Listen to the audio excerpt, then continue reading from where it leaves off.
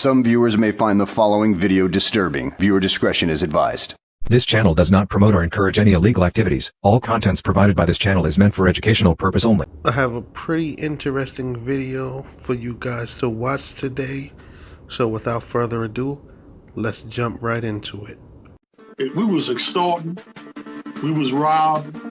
Selling flesh. I was in the flesh business. Yeah. What I want the viewers to know that you talking to you talking to the person that basically laid a foundation for the war that later on occurred with my friend Cadillac. Okay, so you guys, we have none other than Nathaniel McQueen-El, Moorish American.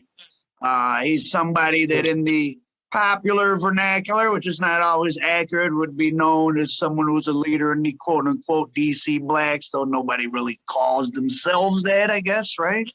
So this gentleman has an excellent book, a powerful book out called The Hills of DC. It's on Kindle.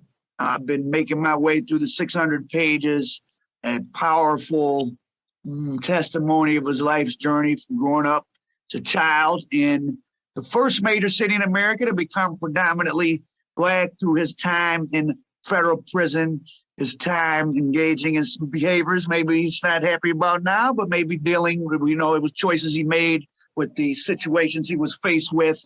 He became a leader in the federal and Lorton prison system, and he is a guy that stood up for and participated in some very serious prison violence with white supremacists. His best friend was one of the people murdered by the Aryan Brotherhood, and they gave as good as they got and all that.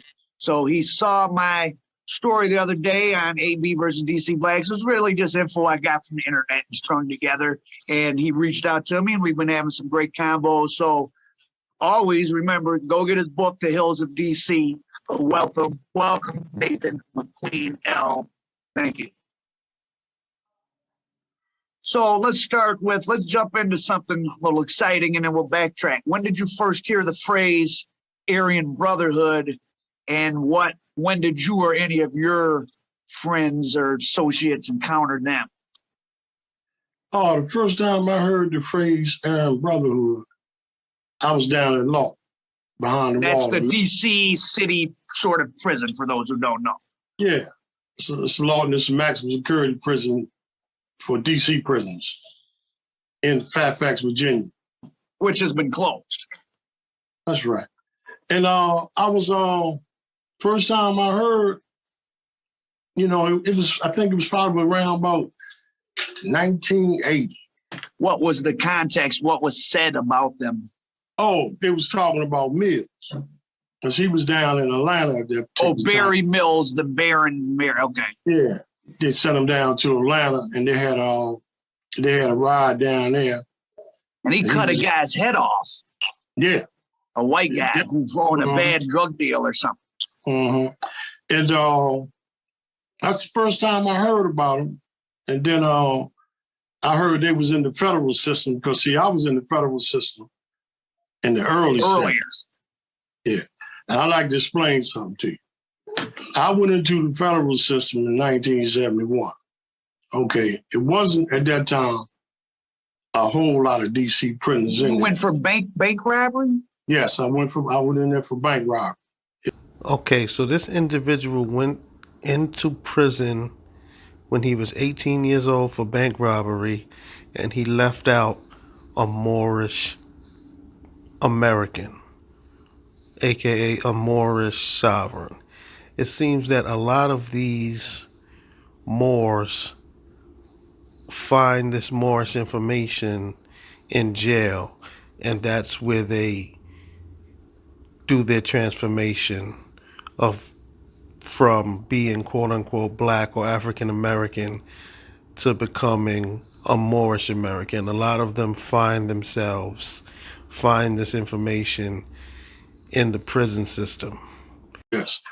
And on bank robbery. And at that particular time, there wasn't a lot of DC prisons in there, because Lorton wasn't sending their state prisons into the system. And then when they started that, they done that because of overcrowdedness.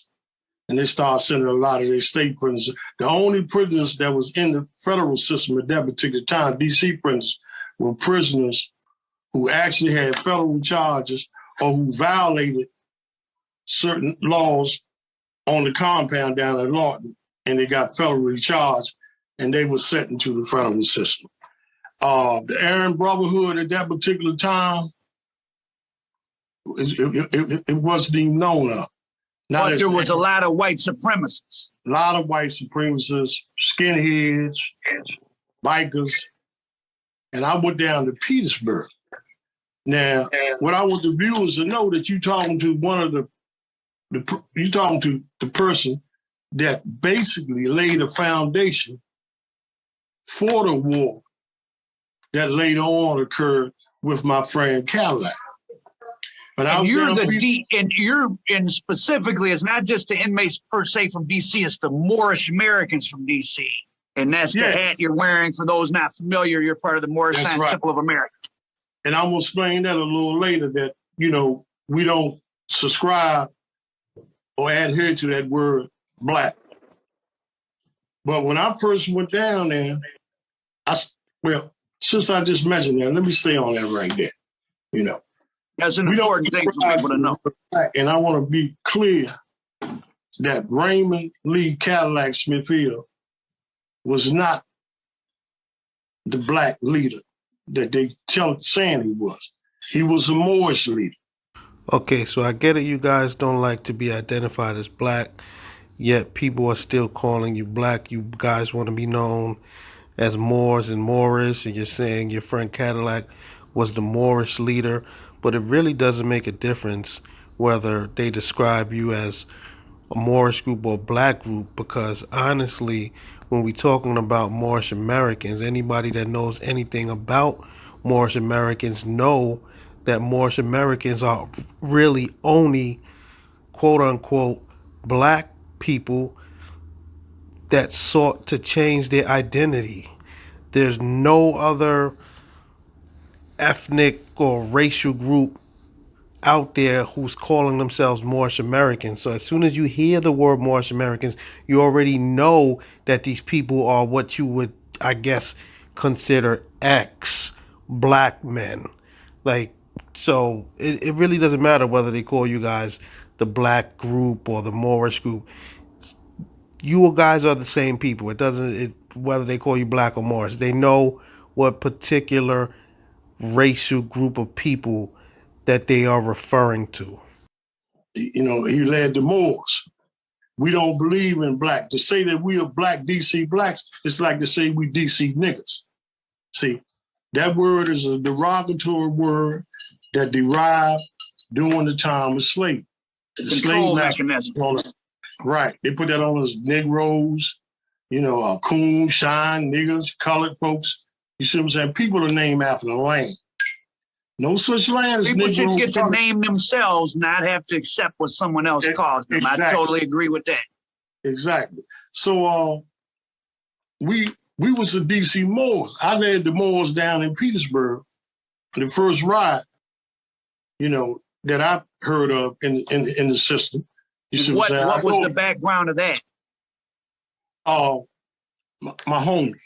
Petersburg, Virginia federal prison, for those. Yeah, in Petersburg, Virginia. I had a homie by the name of Papoose. It was real close. Matter of fact, he was my first friend. I had just got on the compound. I hadn't even been on this the first day on the compound, right? So the guys is telling me that the Europeans, I call them Europeans because that's what they are, the descendants from Europe. I don't call them white because white means purity, purity means God, and God means the ruler of the land. Wrong. Now, for you guys that might not know, that was a quote from Noble Drew Ali. Because white means purity, purity means God, and God means the ruler of the land. See, and that's why they term themselves that, term us as being black, you know, which is synonymous with death. But anyway, getting back to the story, my friend, I was waiting for him to come out the dining room. So he came out the dining room and he told me, he said, Bob, he had tears in his eyes. So I said, what's wrong, Pap? So he said, man, you wouldn't believe what happened. He said, man, I went to sit down to eat. He said, wonder where for me to sit. He said, so I sat down with, with two white boys. Just at an open table.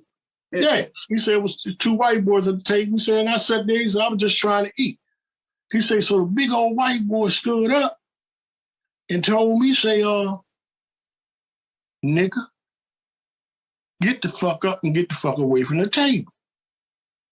So I said, oh, yeah, he disrespected you like that. So he said, yeah. I said, calm down. I said, point him to me when he come out.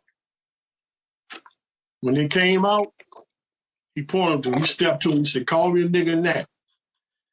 Before the European could say anything, we started rumbling. Now, he was maybe like about inch taller than me. I'm 6'4". He probably outweighed me. Yeah, he probably outweighed me about like 30-something pounds. You see what I'm saying? So we got to run. So he had some buddies. And I had my good friend, Cockeye, Crowder Bay, who's still in the federal system, been in there for 40, almost 50-something years. He's been in there since that time. Oh, wow. Yes, there was a more. You see what I'm saying? Oh, did he get interviewed on that Marion documentary? Yes, he did. I know who that is. Yep. Cockeye. Oh, wow. Cockeye. Crowder Bay. Crowder. Yeah, okay, we was all down Petersburg together. So he took it, jumped on the other guy, and my friend Skeezy jumped on the other guy. And before you know it, a full-scale riot escalated. We was in front of the kitchen. Then we was on the lawn, maybe like about 20 DC. Were all those guys Moors with you, or just all from DC, or a combination? No, it was just a handful of us Moors, and the rest of them was like DC, what I call Asiatics. They was brothers. So DC sticks together, and then within that, it's Moors, but there must be sometimes some tension between the non-Moors and the Moors. Yeah. It's, it was. Because you're living a certain way and have certain... At certain times, it was tension, certain times. I mean, the thing about me and Cadillac, the thing about me, I didn't have no picks. See, there wasn't no picks. I mean, if you disrespect me in any way, if I thought you was disrespecting me in any way, I was going to handle that. Physical. I was going to take care of that. So, So anyway, before we know it, a full-scale riot had broke out. Several guys was laying on the ground. They got stabbed, And then when this riot squad came in, I bounced. I got up out of there. You see what I'm saying? And the guy I was rumbling, he rumbled. He stood up. I put him down on the ground at least 3 times. When I left him, that's where he was at. You see what I'm saying? And what's so ironic about this particular guy? He turned out to be one of my favorite business associates. Oh, and he got me to stab some of his homeboys. You see, and he paid me to stab some of his homeboys. You see what I'm saying? Oh, wow. So he gained a lot of respect from me from that altercation right there. Oh, wow. You see what I'm saying? And so it's levels to the gangsterism, that's for sure. Oh, there ain't no question. When I was in Petersburg, man, I couldn't believe the racism there. I mean, this was 1971. When I talk to younger people and they're talking about the police, I kind of have to tell them, like, to call a white person in 1970 racist is like saying they had 2 legs and 2 arms. It just was really American culture at that time. Is that kind of fair to say? That's what it was. Most white I agree with that. Even if they weren't bad people, but I couldn't understand it because you said just yourself at the top of this interview that I come from a city that was predominantly people the of color. first city in the country to be like that. That's right. You see what I'm saying? They were Asiatic, so I never seen this sort of racism. I mean, they was calling brothers and coons, niggas, and and getting away with it in the rest of the country. Yeah. Yeah, they was controlling all the dope. They was controlling all the alcohol. They was controlling the pools, football, basketball pools. They was running everything. They was running. And a lot of money gets made in those federal prisons. Oh, ain't no question. A whole lot of money. So we took it on. I started, I organized. I organized some DC Moors and I organized some DC brothers. You see what I'm saying? And I took on some contracts. This is how I got moved to Petersburg. And I was extorted. I was taken from the Italians. Because Italians by yourself, or you got a couple guys with you? Oh no, I said my crew. I had a crew of soldiers. I had a crew of DC. So I tell them go stab somebody. It was no second thought about it. They go and stab. That's the same way like down in Lorton, How wide open? You're talking about how in the early 70s at both Lewisburg, particularly. How, I mean, as an inmate, you got walked in there and you were on your own. Lewisburg, let me tell you about Lewisburg. And that's known as Mafia's Row. Like there's a lot of New York mobsters there. Like that was a mix of some lot of big time. Oh, you would have been there when Jim. Were you there? Gardy's brother was there. Was Jimmy Hoffa there when you were there? No, Jimmy Hoffa, when I came in at 74. Okay, he had been there in like 69 or something, or 71 or some shit. Yeah. He just messed. I came in at 74. But before we go into Lewisburg, I want to tell you about El Reno. Okay, now I was only on the compound, baby, on Petersburg about 3 or 4 weeks. Oh, so that riot popped off, they got you out of there. Man, they got me up out of it. Because not only that, I was organized. Like I say, I was organizing, I was extorting, I was having guys stabbed, I was making money. You see what I'm saying? Probably the other people that had been making money didn't want you there anymore. No, especially not the Italians. I was taking their alcohol, I was taking their drugs. They was working in a mechanic shop and they had built a car. So they would go out. They was allowed, the ones that had minimum custody would dry their car out. And then they would put their dope in alcohol. Wait, that sounds like, but prisons used to be, people don't know, prisons used to be very haphazard. So the idea that you got this, let me paint the picture for the listener. You got some convicted, members of the mob. They're building a car in the shop. You're allowed to go for a ride out in the free world where they meet up with somebody and stuff some dope in it. By dope, you mean heroin. You come back in, you got a guy like you, hand it over. That's a wild Exactly. Scene. That's exactly what I was doing. And plus they used to set their canteen out on the dock.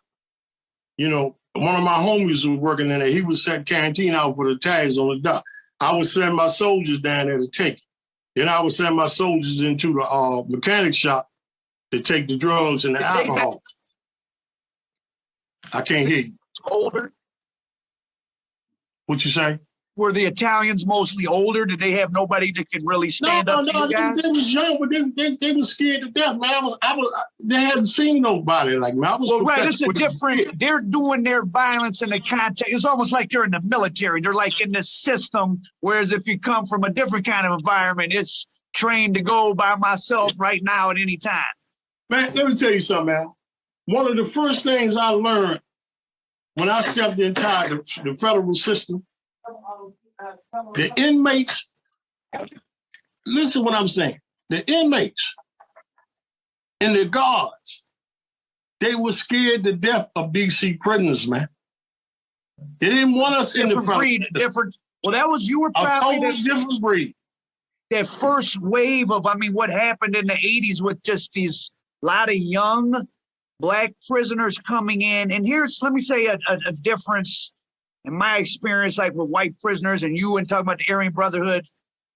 The white prisoners are kind of a dichotomy. There's a small amount of them that are rough guys. A lot of them are, it's kind of hard to go to jail as a white man. So a lot of them are dope fiends, they end up in jail. A lot of the Black inmates are kind of regular people that, given a different circumstance, would not be in prison. So you're probably more effective at doing different things because you're regular, smart, people that might do rough things, but and they were probably used to dealing with more troubled people. And then as the mass incarceration ramped up and you're just putting all these guys from inner cities who really aren't really all that fucked up and they're able to function a lot better.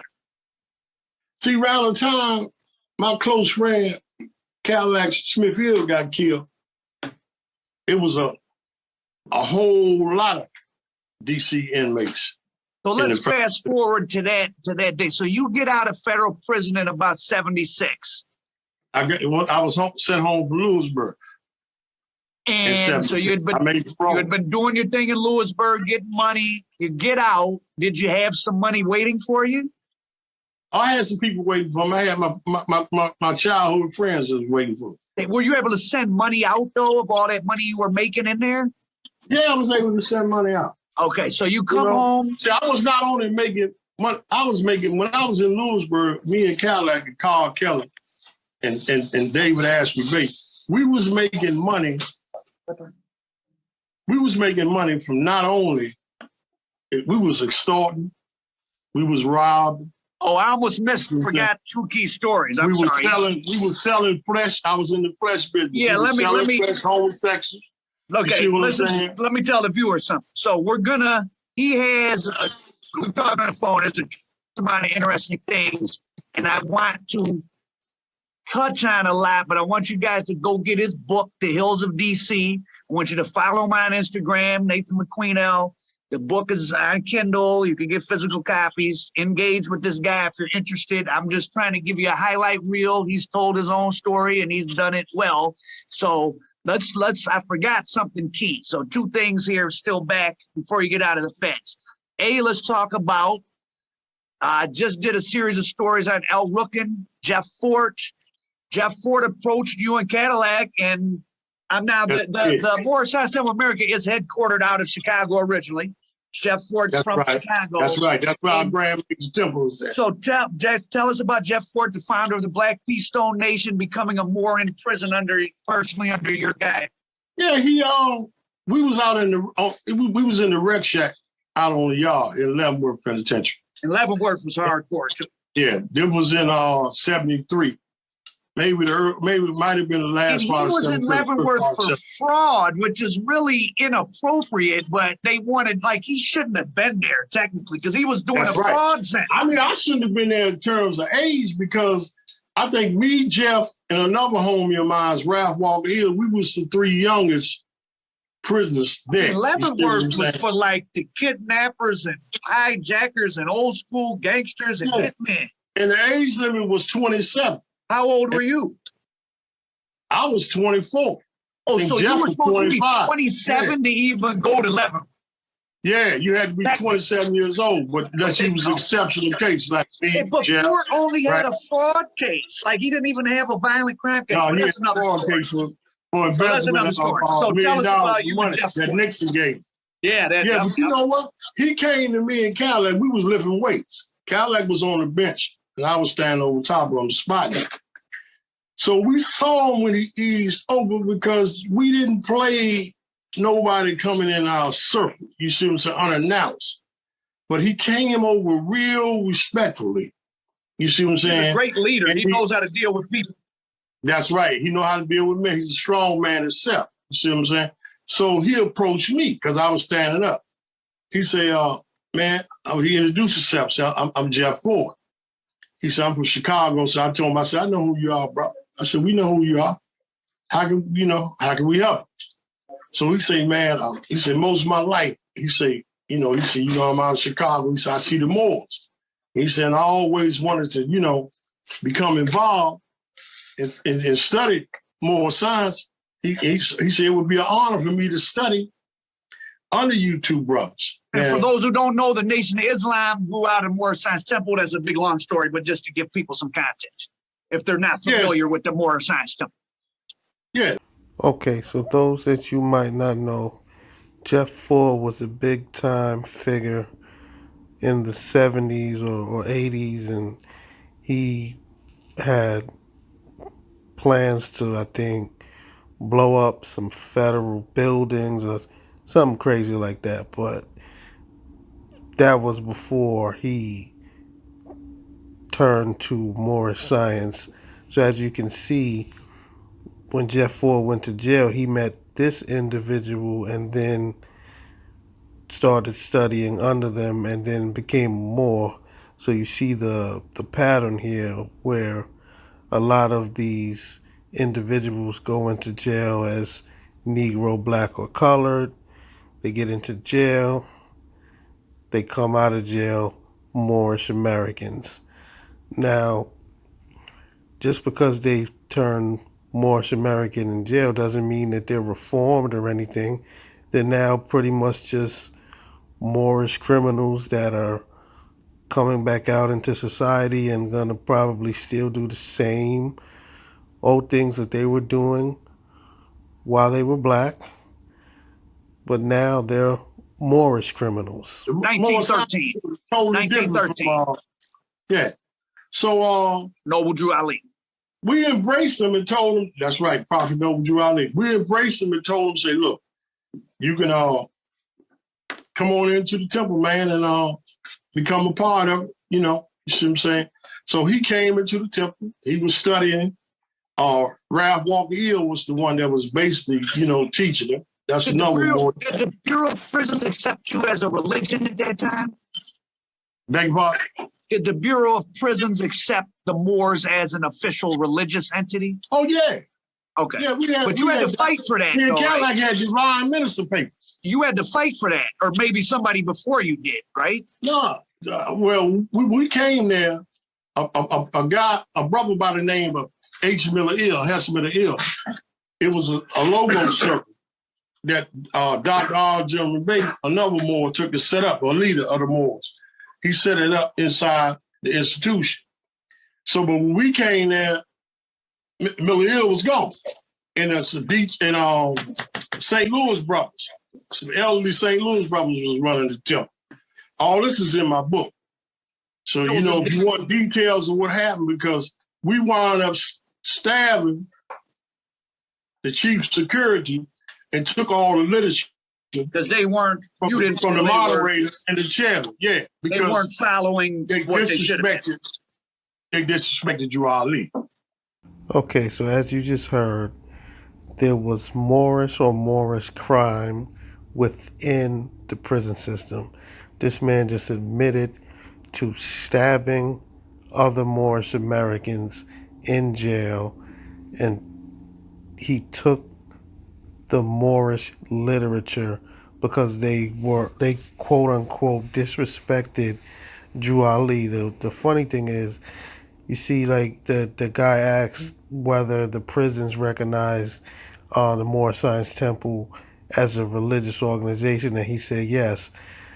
You would think that because these guys quote unquote found religion, that religion is supposed to help reform them, but that just simply isn't the case. You hear him, he's still selling dope, he's stabbing people. So what did Moorish science actually do to uplift these brothers while they were in jail? I mean, the answer for me is it clearly didn't do anything, because they were still engaging in criminal activities while they were incarcerated. And I'm sure that when these Moorish individuals were released, they were still engaging in criminal activities. So the fact that they found quote unquote religion within the Moorish Science Temple, it didn't reform these guys. So it's actually a waste. It literally does nothing. There was really no need to join the group. I guess maybe, you see, the guy said that he was running the prison, so other individuals were probably looking to just join the group for protection, because in prison things are rough, and you hear him talking about stabbing people and selling dope, and so people probably just were joining this Moorish group. They were turning Moors for protection and to just feel like they were part of something. But the real objective of joining a religion, especially when you're in prison, the main objective should be some type of reform. But obviously that wasn't the case with these brothers joining the Moorish Science Temple in jail. It didn't reform them. They were still engaging in all the same criminal activities that they were engaging in when they were quote unquote black. St. Louis brothers, some elderly St. Louis brothers was running the temple. All this is in my book. So, you know, if you want details of what happened, because we wound up stabbing the chief security and took all the literature. Because they weren't, from the moderator and the chairman, yeah. Because they weren't following what they should have. They disrespected Drew Ali. See, and when they disrespected Drew Ali, me and Cadillac already knew that, you know, we was going to straighten that because we didn't allow nobody to disrespect Drew Ali, just like we allowed nobody to disrespect ourselves. And Jeff, he was really significant because a brother got killed up in Chicago during our convention in 1974, and Jeff sent them. You know, Jeff sent his soldiers up in there to protect. That was an internal power struggle. Yeah, he sent his soldiers up in there to protect. See what I'm saying? The sister Christina Price May and the Moors that was up there that was running the Grand Mason Temple, and this is how he got his nationality card and tribal name. Bay. You see what I'm saying? So when he left the institution, he was functioning as a Moor in Chicago. He started El Rookin. He made a lot of the BPS go to El Rookin, or they had to go on their own. You see them El Rookin pictures that you got up on YouTube. You see all of them with this headdress on. This is the Moorish. You're in one of those pictures. You're in one of those pictures. Yeah. Yeah. You know. You're the tall guy in the back in one of them. In the back, that's right. And Ralph Walker Hill is up front with his hand out like this here. That's who basically taught Jeff. You see his lessons, his basic lessons about Moorish science. You see what I'm saying? But I want to get back. I want to say one other thing about the racism in the federal system. Because see, out of all the institutions, Lewisburg, Leavenworth, all of them, El Reno was the most racist. And what did you see in the machine shop? Oh yeah, this is what I seen in the machine shop. My homie took me down to the welding shop to do me some blades, and he said, "Ball," he said, "I want you to look at this." So when I looked, I seen a big rebel flag flying in the corner, with staff on it, and then I looked at the floor. I seen the emblem of a burning cross carved into the cement, embedded in the concrete floor of the CO's office. So that's the guards doing that. Man, they was promoting racism. There had to be a two lives out there. This is why I'm telling you how I laid the foundation for the war that later on came. You see what I'm saying? In '82, after Thomas Silverstein killed Cadillac. You see what I'm saying? And then started another war was getting ready to break out in Lewisburg. You see what I'm saying? That was all about homosexuality. Can you tell us that story? Yeah, I can tell you that story. Me and Cadillac was out on the rec yard lifting weights, and a couple of Moors came to us, and they said, because at that particular time, I think maybe me and Carl Kelly, we had probably about like 5 homosexuals that we was selling. You know, we would sell them, then I would go take them back.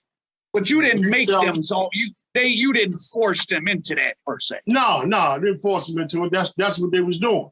Like a pimp they came to me, my homies in the witch days, and tell me, say, you need to go to NaeBall out there because he gonna protect you. Ain't a whole lot of people out there can protect you. You go out there, they're gonna gang rape you and everything. So they used to come from the shoe over to, I stayed right next to the shoe in A block, and they would come over there and they would say, I need your protection. So I said, okay, as long as you're willing to work, you know, to get money. You see what I'm saying? Because there ain't no protection for free. You see what I'm saying? What did sex sell for in there?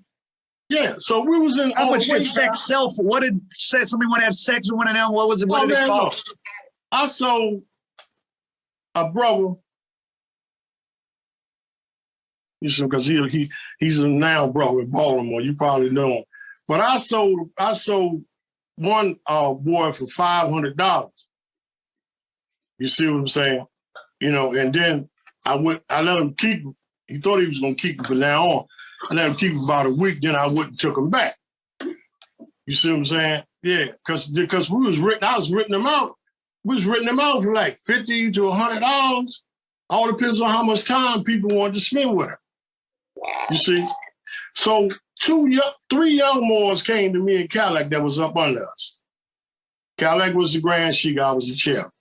He came to us, so they said they wanted to make some money by having some boys sell their bodies and their butt for them, you know. So I said, well, is he a homosexual?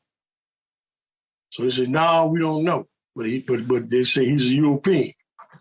So I said, well, you know, you can't just take nobody, you know, manhood. You see what I'm saying? We're not into that. You know, find somebody that is into it already. That's willing to work with you like that. I said, I understand you want to make some money. Y'all want to make some money and, you know, and live halfway decent up in here. You see what I'm saying? So I said, I'm advising you not to do that. Leave them alone. Go on back and find somebody, you know, that's willing to work with you. They didn't do that. See, they went and they jumped on the board because me and Cadillac wasn't about telling other men what they could do and what they couldn't do.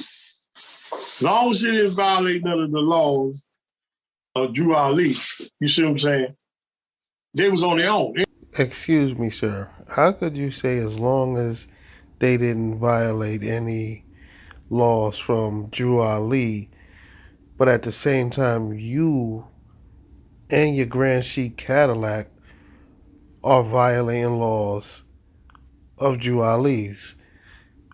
Because Drew Ali stood for love, truth, peace, freedom, and justice, and you're telling me that you were stabbing people, you were selling dope, you were selling men's booties.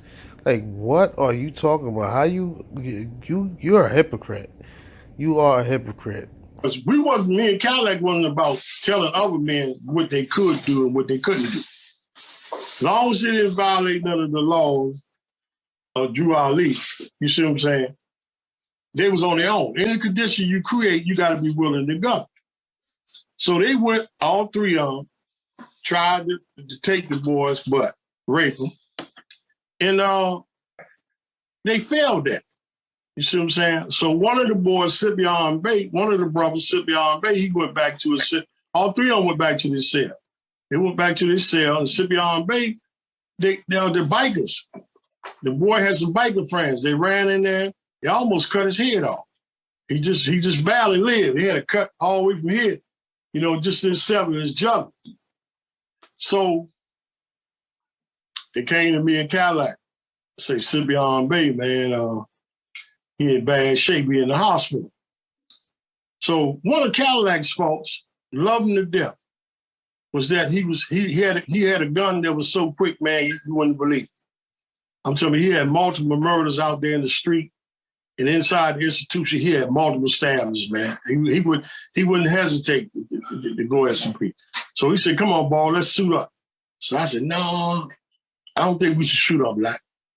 I said, "They created this condition." I say, I just told them what the law was. You sanctioned it. Then they went against that.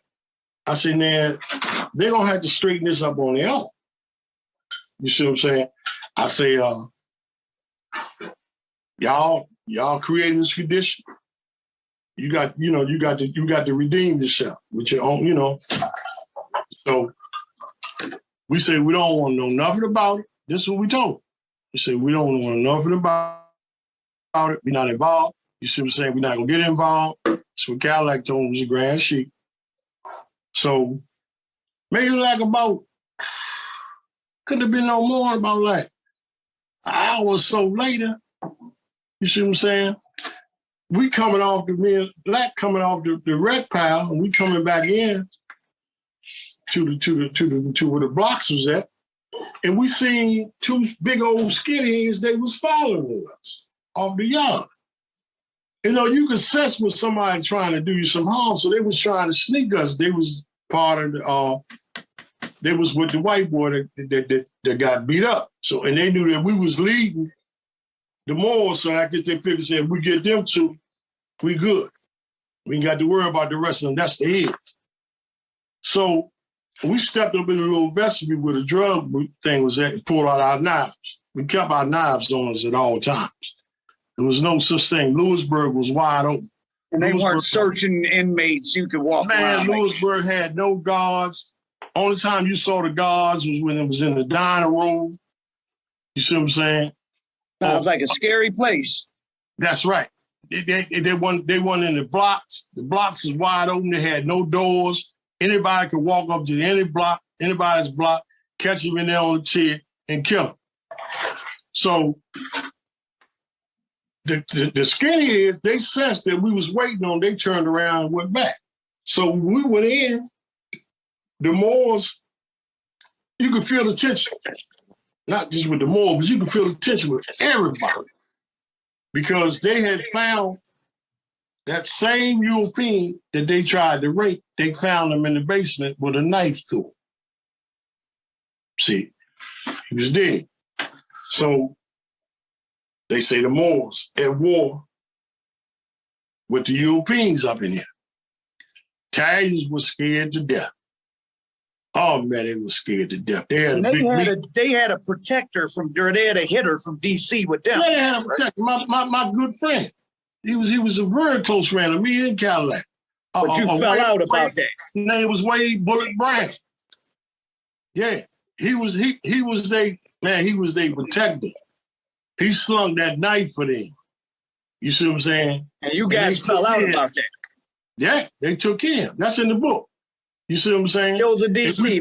We fell out about that because he was up there with maybe like about 20 of them. I think Gene Gotti and all of them was up there. He was up there with about 20 of them. And we came up to the red area to meet, to strategize how we was going to do the skinheads. You see, and they saw us. And we felt the fear and everything. You see what I'm saying? And we seen the look of uncertainty in Bullet's eye because he was meeting with, these Europeans. And, he was a close friend of ours. Extremely close friend of me and Cadillac. You see what I'm saying? So we went back to our cell block. Long story short, the Italians dropped a note on us. I already know that because that's what they used to do. They didn't have no respect for the brothers. They tell on the brother quick. So they dropped a note on us and say that we was responsible for the killing of the European in the basement. So they come by and they locked us up. It was in 75. It was in 75. You see what I'm saying? So right before you got out. Yeah, I got out in 76, yeah. You see what I'm saying? So they locked us down. They locked down me, they locked down Cadillac, they locked down Crump Bay, they locked down Shepherd Bay, they locked down Savage Hill, you see what I'm saying? They locked down DC Walk because that was basically the brothers who was functioning. We were functioning together in Lewisburg. There was some more Moors that was functioning, but we didn't function with them because of that infraction I told you about. When Jeff sent his people up in there, because of the internal fact, we weren't functioning and we was doing our own thing. You see what I'm saying? So when they locked us down, I stayed locked down. Me and Cadillac stayed locked down for 8 months in the same cell. Then they sent Cadillac back to Maryland. They put me back on the compound. They put Crump Bay back on, put everybody back on the compound, except for Shepherd Bay and Savage Hill. Some DC/Baltimore dude said that he saw them commit the murder. So they charged them with the murder, exonerated everybody else, and wound up convicting them. In 1976, you see, this wasn't long. I got out the hole. You see what I'm saying? We stayed in the hole almost a year. And then I was out the hole maybe like a week. Somebody dropped a note on me. They didn't want me out of the compound. Somebody dropped a note on me and said I was sex pressing to sit making them try to make them sell their body, which was false. You see what I'm saying? So then what they did, they still released me. I stayed locked up maybe about a week. They put me out. So now I had the worst caseworker I had the worst caseworker, man, in the whole Lewisburg Penitentiary. Everybody knew that. His name was Jesse James. He was case manager for A Block. He called me to his office and told me he was recommending me for parole. And I couldn't believe this. They didn't want to deal with you no more. The bottom line, let me make the long story short. The bottom line was that Lewisburg, they never wanted me there. They had refused me 3 times. You see, when I went to El Reno, you see what I'm saying? They refused me. Twice when I was in Leavenworth. See, they didn't want me. They said, we don't want this young leader up here because it's too many DC dudes up here. He gonna have too much control. You see, so they never wanted me there. But finally, they sent me there. You see what I'm saying? You know, they sent me there. You see what I'm saying? There was only 6 federal prisons then, right? Only 6. Only 6. You had to go somewhere. Yeah, you had to go somewhere. It was Atlanta, Terre Haute, Lewisburg, Leavenworth, McNeil Island, Milan, and Maryland. When did Milan open? Maryland opened in no, Milan. When did Milan, Michigan? What didn't that open in? I don't know. Milan, Michigan was FCI. Oh, you mean a USP? Okay, right. Yeah. Max security. Federal Correctional Institution. With this called. You're talking about there were 6 USPs, U.S. penitentiaries. That's right. 6 penitentiaries. That's all they had. I don't know. They might got about 100 or something now. They didn't have but 6 of them then. So everybody knew everybody who was slinging that knife. You see what I'm saying? And that's what it was. It wasn't about no fist fights in the feds. See, it was about slinging the knife. And as much as, you know, I'm not trying to toot my horn, but I'm going to be honest with you, man. I left a trail of blood all the way from Petersburg to Lewisburg. That's why I couldn't believe that they was going to release me. They ain't want to deal. My case manager went in my jacket and cleaned up every incident I had from Petersburg and El Reno. Now in El Reno, I fought about 20 police officers, 20 COs. All this is in my book. Person needs to get my book. They want dates, time, actual events. You get real names and everything of people. The Hills of DC, Nathan McQueen-El, all in the book. The only things I'm not talking about is cases I can't talk about. You see what I'm saying? Things I can talk about that's a matter of public record, that's what I'm talking about. This book is not there to glorify nobody, you see what I'm saying? Not there to defame nobody, you know? It's just my life and how I live my life. Okay, so that's the end of the interview. And I must say that this was a very interesting interview. We got into the minds of a Moorish American who was a straight up murderer when he was in prison. He went in prison as a regular African American or black man, however you want to classify it. He found the Moorish literature and he turned to the Moorish Science Temple and became a Moor. Now, as I stated, you know, when people find religion, because in the penitentiary, the Moorish Science Temple was considered a religion and is still considered a religion. It's interesting that even though these brothers found religion in the Moorish Science Temple, that religion did not reform them, not one bit. You heard what he just said, that he left a trail of blood from one prison to the other. These people were slinging a knife, they were stabbing people, they were selling dope, they were selling booty. So it's like them joining this religious group didn't make them a better person. It didn't help reform them. They were still the same hardened criminals. So, and he was still the same hardened criminal when he left jail. You know, so this interview, he was just explaining just a bit of his life in prison. And as he stated, he has a book, and I advise everybody to go check out the book. I'll leave a link in the description to his book on Amazon so you guys can purchase it, because I haven't read it myself, but it seems like it's going to be a very interesting book. I'm more than likely going to pick up a copy for myself and read it. But yeah, as I stated, it's like, when these individuals enter prison and they find religion normally helps reform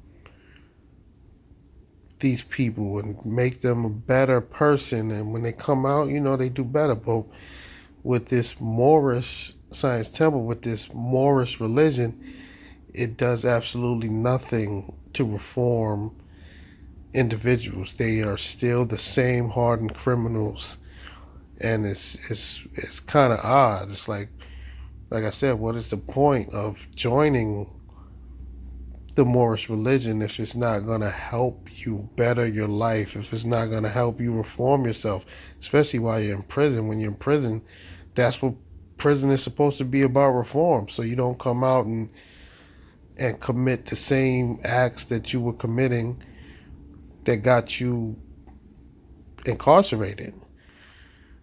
So yeah, this was very interesting, because this guy was a hardened criminal. He was a hardened Moorish criminal. But it seems that him turning to the Moorish religion did not help him in any way. He was still the same criminal that he was when he went in as when he left out. The only difference was, when he left out of jail, he had a fez on his head.